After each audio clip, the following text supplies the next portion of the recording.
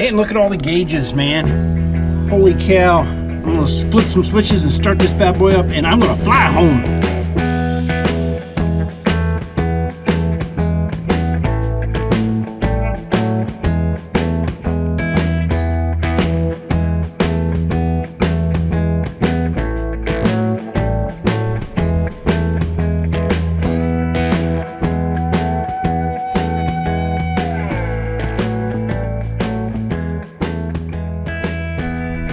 Hey guys, Scareberry coming at you. How you doing? I'm here at Memorial Park at Wright Patterson Air Force Base in Ohio, guys, and I'm getting ready to go inside the building. But before I even got in there, guys, I wanted to invite you to come along and join in the fun. If you like airplanes and flying stuff, this is probably going to be a cool tour for you today. But if you just look around at the park outside, there is just memorial after memorial after memorial, and all kinds of little plaques and telling you about, for instance, this one here, the 357th Fighter Group. It tells you quite a bit about the group and what happened and who died and what years and stuff like that. The Doolittle raid is right over there. I'm a huge fan of history, and so I'm just kind of taking a walk through this area before I go into the actual museum, and thought you might enjoy coming along and look at some of this stuff with me. So let's do it. Memorial Park was dedicated with their first memorial in October of 1972. The park has grown a lot since then and now has over 500 memorials, including statues, plaques, trees, and benches.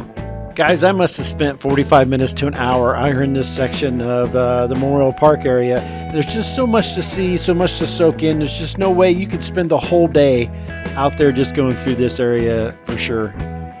As you walk through this park, you really can't help but be humbled by the sacrifices that so many brave men and women suffered to ensure that we have the freedoms that we all enjoy today.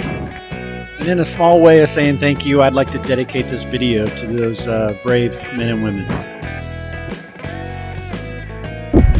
So heck yeah, guys, that's pretty cool. The Memorial Park here at Wright Patterson, it's huge. You could spend all day in this little section, but I'm excited to get inside and see what they have to offer in here. So let's head in there. And there looks like there's 1, 2, 3, 4, 5, 6 buildings that we're going to be walking through. So anyway, let's get to it. The National Museum of the United States Air Force, guys, these buildings are huge and they hold so much stuff inside of them. And also, I needed to pass on, everything is free in this facility, including parking. You don't pay for anything. One of the first exhibits that I ran across in the museum was the Wright Brothers exhibit. And as a person that really loves flying, guys, and I really enjoy my sky time, this exhibit really hits close to home, just thinking about where all of it kind of started. And on December 17th, 1903, Orville had his first flight of about 120 feet, and then he was followed by his brother Wilbur, and he went about 175 foot on his first flight. And guys, I got to tell you, in just the first 2 buildings alone, the early years, the World War I, the World War II parts of these exhibits, there were over 170 different exhibits in all to look at in just these sections.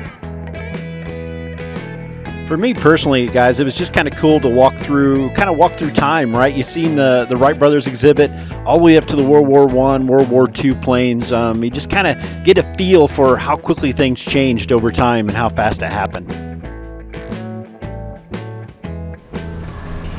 Okay, guys, so yeah, kind of cool, right? So anywhere from the Wright Brothers all the way up to, I believe this is post-World War II planes.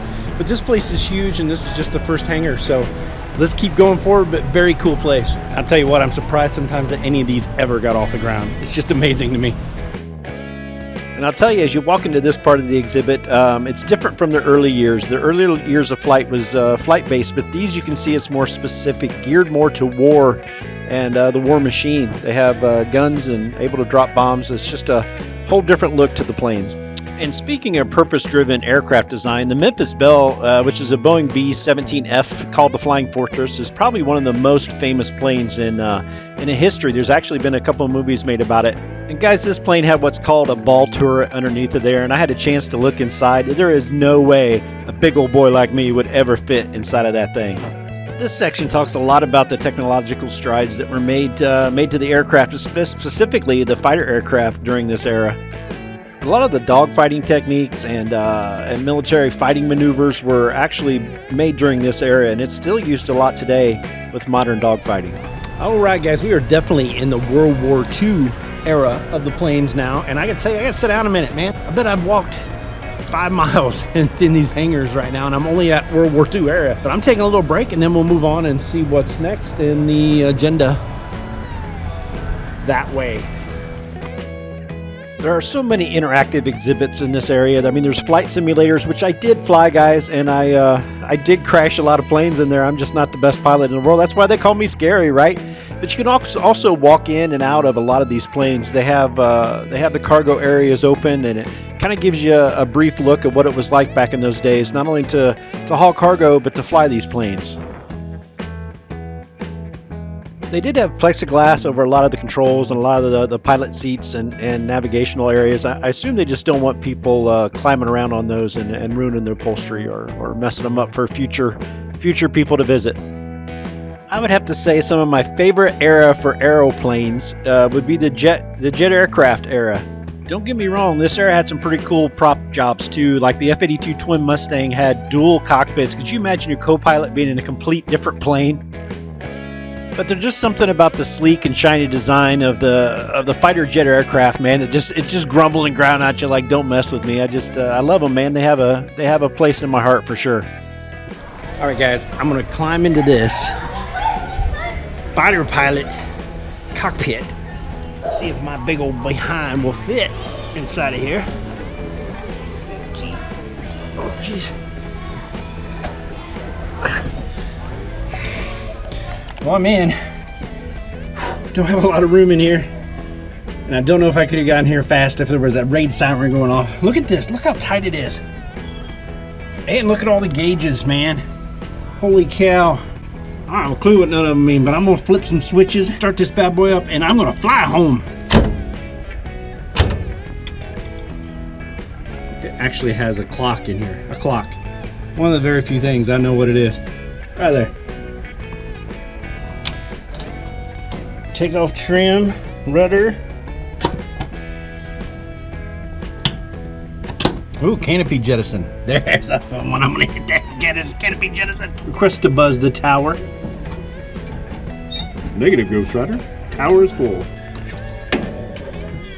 But it is very cool, very tight. But I can fly. I can fly an F-16. So just saying. Scary Mary flying an F-16. I bet you'd watch that video. Guys, I know I have nowhere near the skills to fly a fighter jet, but it'd sure be a dream come true to ride in one someday.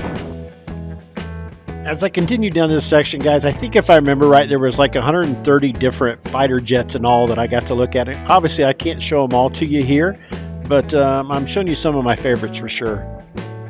There was also a lot of helicopters, or I like to call them sky blenders, on display, and I had a chance to look inside of several of those as well. There was even some hybrids that combined helicopter and plane technology together. And there was also a lot of stealth technology there. And these stealth planes were huge. All right, guys, time for another break. Got me a little bit of water. Guys, I think I'm in about halfway through building 4. It's been roughly 4, well, let me look at my watch. Yeah, about 4.5 hours. So it's, gosh, this place is huge, man. I don't know what else to say. There's so many things here. I'm sure I don't have time to see them all or to show them all to you, obviously, in a small video that I'm putting together here for you. I got, I think, one more building to go through. It's like the space side of things. So I'm gonna take a break here for a minute and drink the rest of this water down, and then I'm gonna go get back at it. So this old man is pooped, let me tell you what. Lockheed Martin's Space Gallery exhibit is in the fifth hangar on the museum property. Here you can get a look at the rocket boosters and see just how big they are. You got the spacesuits and some of the original capsules that they flew into space with. You really kind of get a feel for the sheer size of some of these satellites and the rocket technology.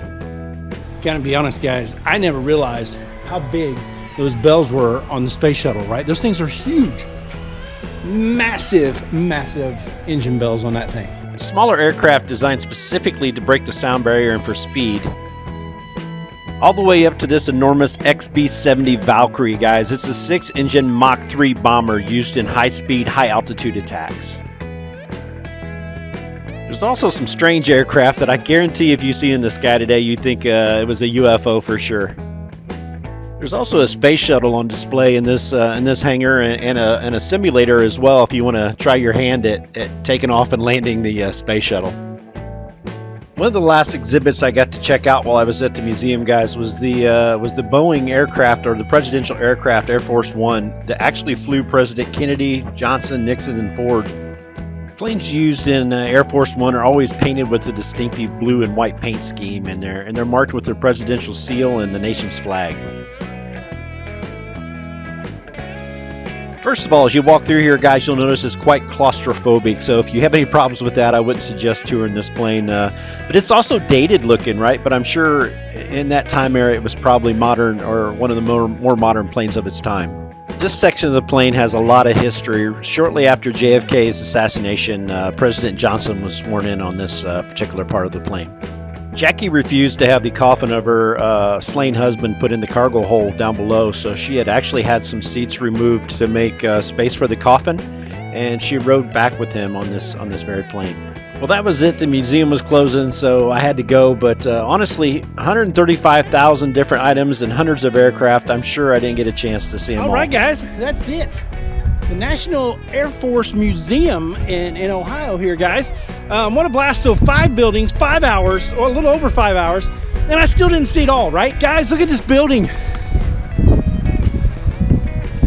5 humongous hangars, and I didn't even make it all the way through, guys. I'm telling you, I still missed a lot of stuff. I'm just out of time, right? They're closing up, so 5 hours was not long enough in this National Museum, guys. Let's see, all the way from Wilbur and over Wright, way back when the flight first started, all the way to going to the moon, guys. I mean, all that stuff is in there, every bit of it. Let's see, I crashed some helicopters, I crashed some fighter jets, absolutely crashed a space shuttle. I'm no good at that thing. I got to fly on Air Force One. I mean, what else is there, man? There's all kinds of stuff in there. Guys, I'm gonna head home. I had a great time, and I appreciate you coming along with me. I do recommend, if you come here, spend all day here, man, because you're gonna see so much. There's so much I know I missed just because I didn't have time to stop and read and look at everything I wanted to. But what an amazing trip, and till next time, guys, I'll see y'all in the skies. You know I love you. Have a good one, guys. I appreciate you coming along. See ya.